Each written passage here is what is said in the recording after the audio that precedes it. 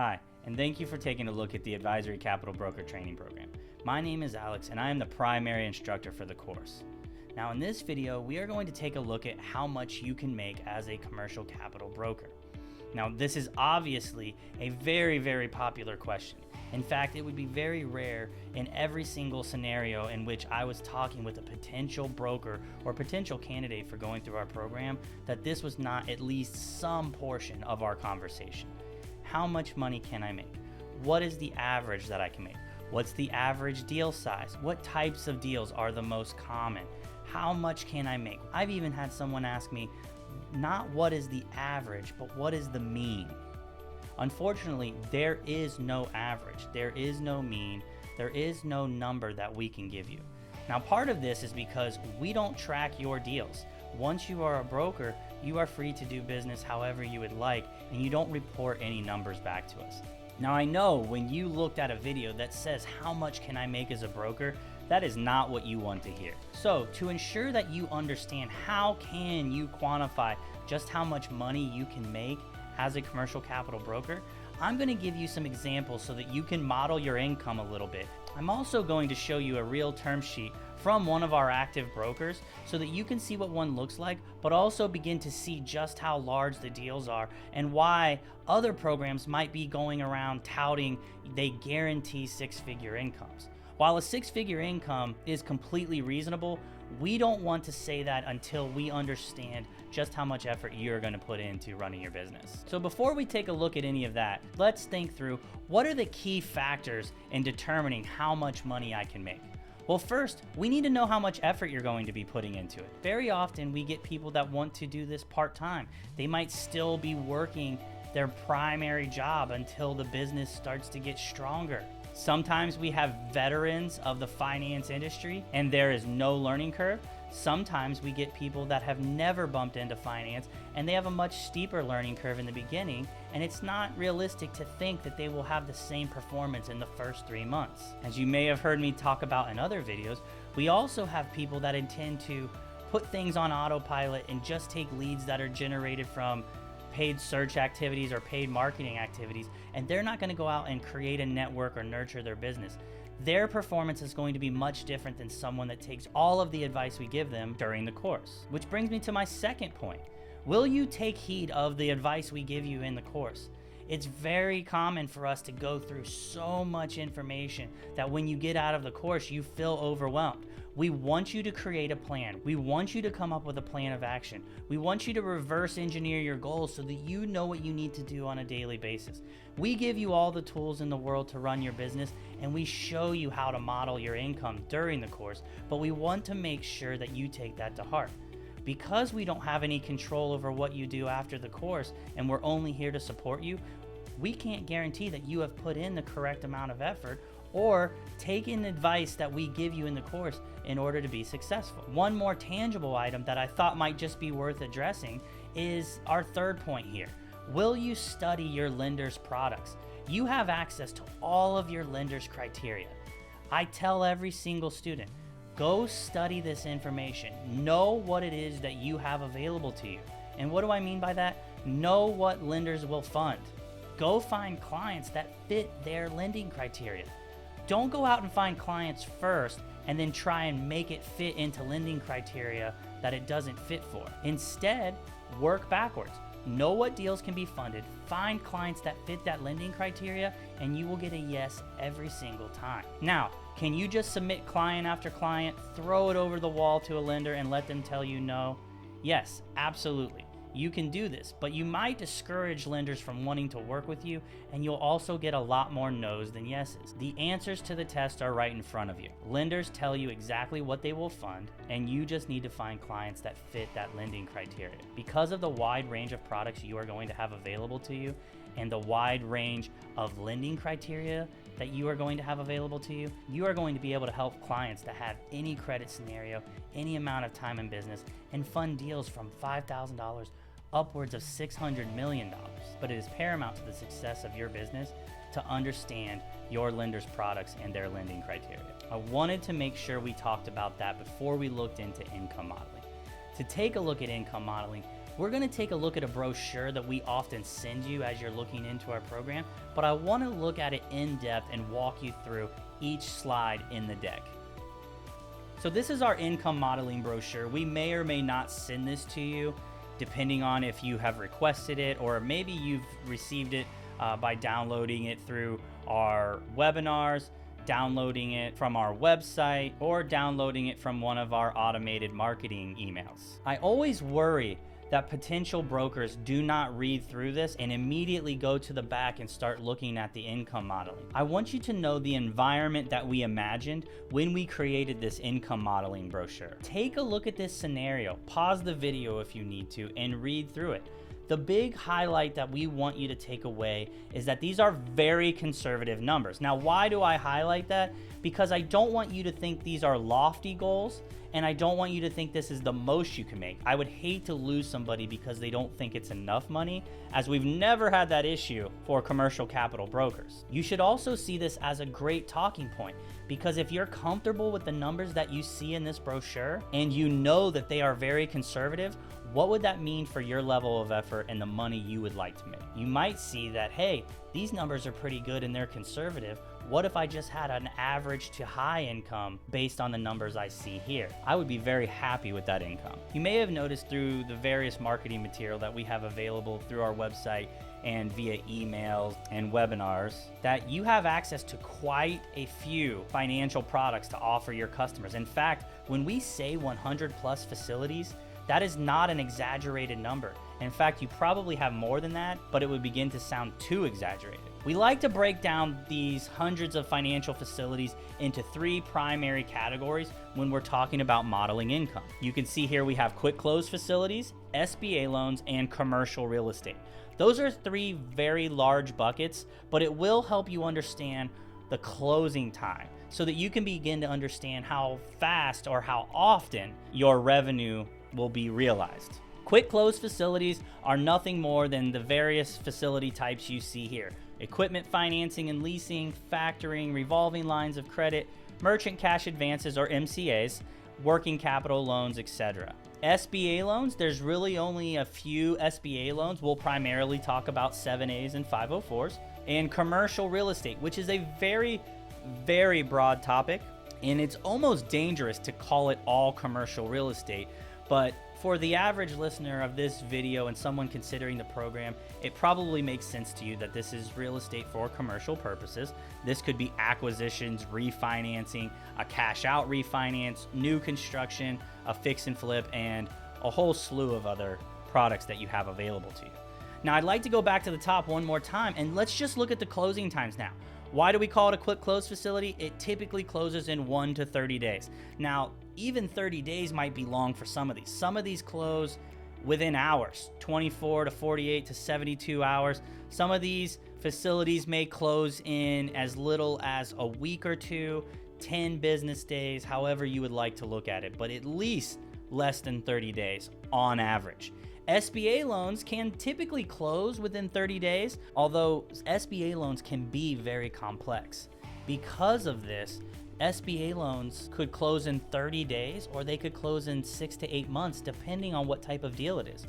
Remember, you can use an SBA loan for the acquisition of a business or a property, but you can also use it for ground up construction, very complex acquisitions, and various other types of use. In fact, when we look at the term sheet later on in this video, you are going to notice that it is an SBA loan and it took roughly 6 to 7 months to close. And then commercial real estate. If you have ever purchased a home, you know it typically takes about 30 to 45 days to close on a piece of property.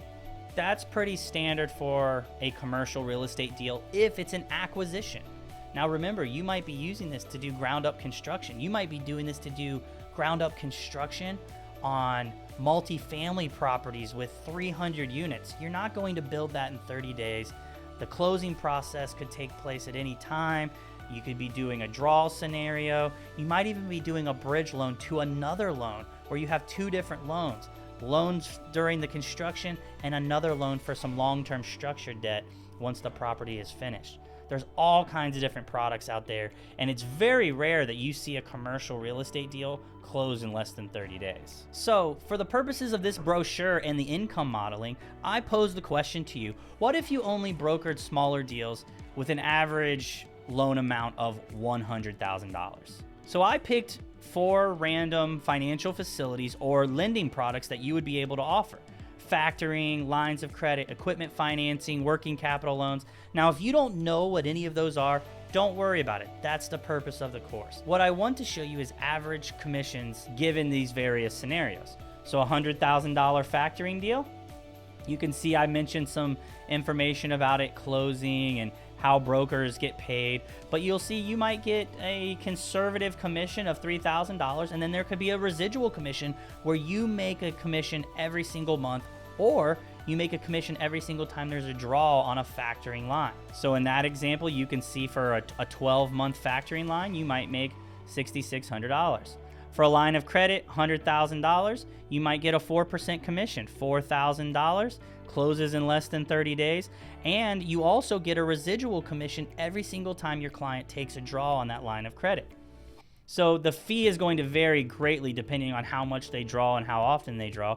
But let's say you get $200 a draw, and you can see here, so over the span of a year, they take 3 draws. So you make $4,600 on that line of credit.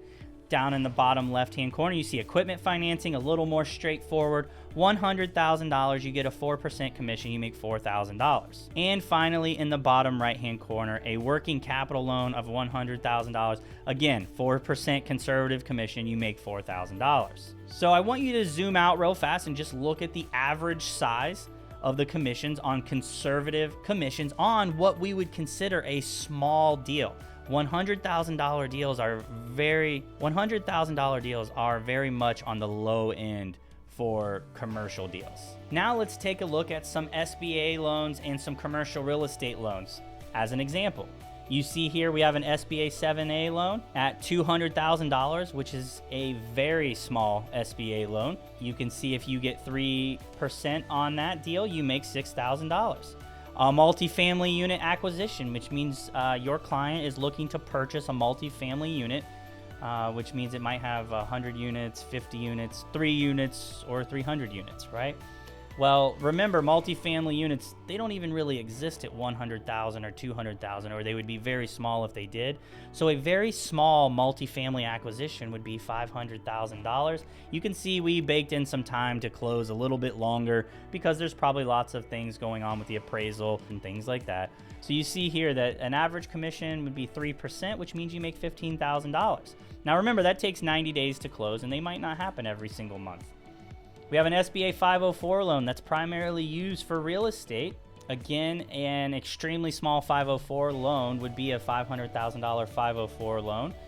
You can see if we only made 2% on that, which would be a small commission for an SBA product, is $10,000. Then finally, if you look to the bottom right at the fix and flip loan, fix and flip loans are typically on single family residences, and they are very small. So we went with a very small amount, $150,000. Maybe it took 45 days to close. You make just under a 3% commission at $4,100 in 45 days. So now, given the various example deals that we just went through, what we want to do is model income over a 12-month period. You can see here, for your consideration, the following illustrations that we're going to show you. We only used 8 of the 100 different facility types that our brokers are able to offer. We used very conservative numbers.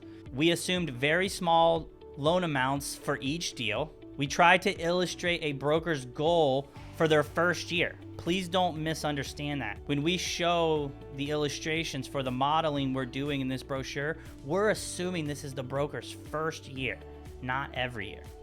We also anticipated months where there were no deals funded. You might have deals in your pipeline or that are in underwriting, but maybe there are months that you don't close any loans in your first year. We wanted to make sure we made this as realistic as possible, and all illustrations can be greatly improved with your effort towards your business. Meaning, we do truly believe that this is a very conservative model, and you should be able to generate much more revenue especially if you're approaching this with full-time effort. So let's take a look at one of our examples as a conservative model example. Let's just go left to right, top row first, then bottom row. You'll see here that we assumed maybe you would close a factoring deal in January. In February, maybe you close an equipment financing deal and a line of credit. Remember, these are all quick close facilities. They close in 2 weeks, less than 30 days. You can see all of the commission amounts are from the example deals that we showed you earlier. Maybe in March, you did another factoring deal. April, you did a working capital loan. And then you see in May, let's say you started at the beginning of the year. Maybe it took you 5 months to finally close your first deal outside of the quick close facilities, like a fix and flip loan based on a $150,000 fix and flip loan. We also said, hey, you probably closed another quick close facility, so we have an equipment financing deal there. Not too bad for your first 6 months. You see, June, we wanted to have a few months where you didn't have any income. Maybe in July, you close your first SBA loan. Now remember, this is a small loan. You see we have there a 60-day closing and your commission. The next few months and so on, you can see that we baked in some quick close facilities along with some of the facilities that take a little longer to close.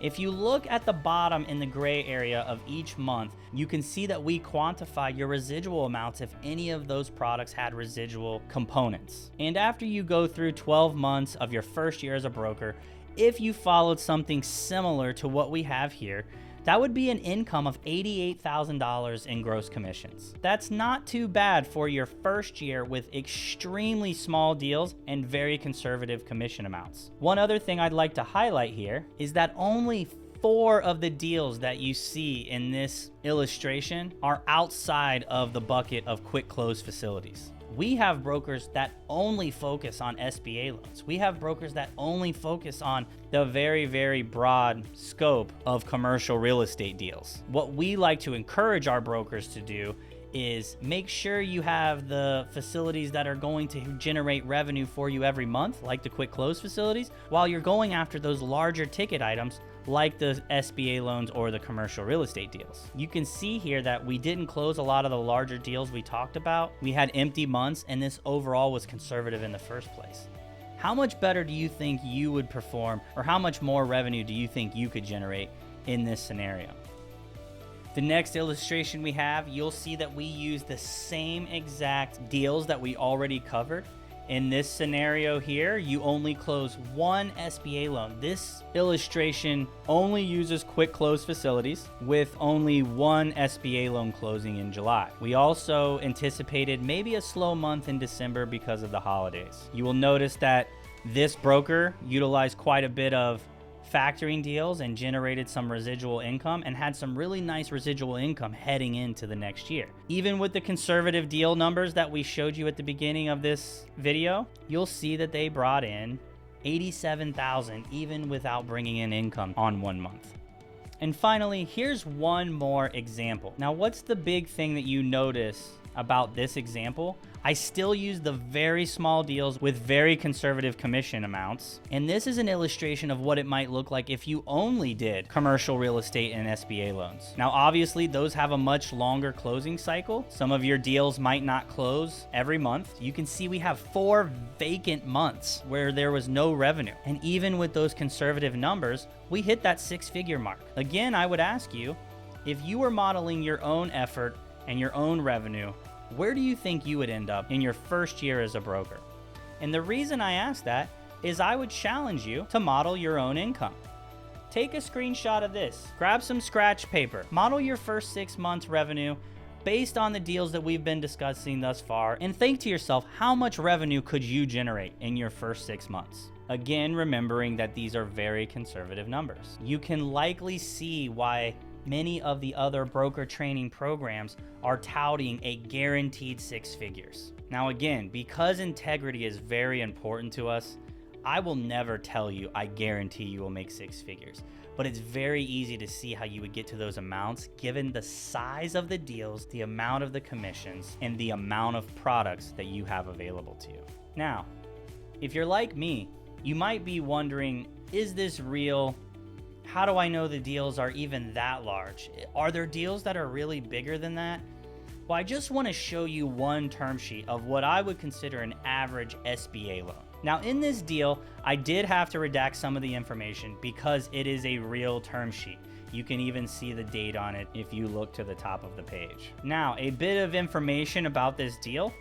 We had one of our brokers, and she is based out of North Carolina. She had a client that was looking to acquire an aviation company utilizing an SBA loan. This deal was very unique. It was complex. Not only were they acquiring a business, they were acquiring real estate, they were acquiring aircraft, which is likely capitalized property if we looked at their balance sheet. And obviously when you sell a business, it's based on the performance of the business. So this is unique. I want to highlight a few things. Let's take a look at the deal amount. You can see here that this deal was for $1.34 million.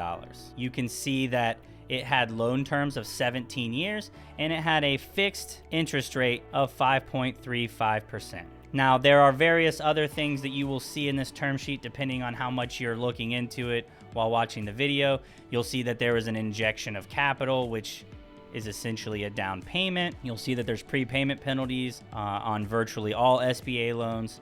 But the number one thing that you might want to know is what the commission was on this deal. Well, our broker in North Carolina got 4 points or 4% on this deal. And if you do the quick math on that, that comes out to a little over $53,000. Now that's a nice commission for any broker and for any deal. Now I do want to make sure I manage expectations. This is an average size deal for an SBA loan. An SBA 7A loan can fund up to $5 million at the time of recording this video. And a 4% commission is a decent commission for an SBA loan. On average, you're probably going to see anywhere from 1 to 4, 1 to 5 points, depending on the broker and the lender that you're dealing with. What I also want to make sure I'm very clear on is that this deal took about 8 months to close. Because I know a little bit about the deal where we were getting questions from the broker, I do know that there was a bit of back and forth between the clients. While I don't know all of the intimate details of this deal, I do know that the lender went back a couple of times and had a required injection of capital that they wanted to see. So the buyer and the seller had to discuss how that would work, and it changed the numbers a little bit. And it was a complex deal that entailed various components. It was not a simple direct deal where it was just a acquisition of a piece of property or an acquisition of a business under normal circumstances. So I just like to make sure you manage your own expectations as well. Can you do quite a few SBA loans? Absolutely. It's a fantastic product. The lenders that we have available to you are really good at getting deals done. We even have a couple of lenders that specialize in SBA loans of less than $350,000, those smaller ticket SBA loans. However, it's important to note that when you start a deal, it's not like when you buy a home and the structure of the deal is very straightforward. You sign on the dotted line and you submit your documents. These deals are very complex. There's appraisals involved, there's evaluations and inspections, and these can take up quite a bit of time. However, what was our broker doing during this 8 months? She was working on other deals and helping other clients while this was closing. She was likely closing smaller quick close facilities, and at some point in time, she collected her larger $53,000 commission when this deal finally closed. I encourage you to model your own revenue, but I also encourage you to be realistic about your revenue expectations. I realize that this is likely a longer video than many of our other videos, but this is by far the most important topic because this is likely one of the videos that's going to cause you to make the decision, do you want to be a commercial capital broker or not? We always want to make sure that we manage expectations and that we are honest about the revenue expectations so that you can correctly discern upon, is this a good decision for you and what your goals are. I also know I might not have answered every single question regarding income, and you're more than welcome to reach out to us so that we can discuss it more. I encourage you to take a look at this video a couple of times and really think through the scenarios to ensure that when you do model your income, that you model it correctly with the correct expectations.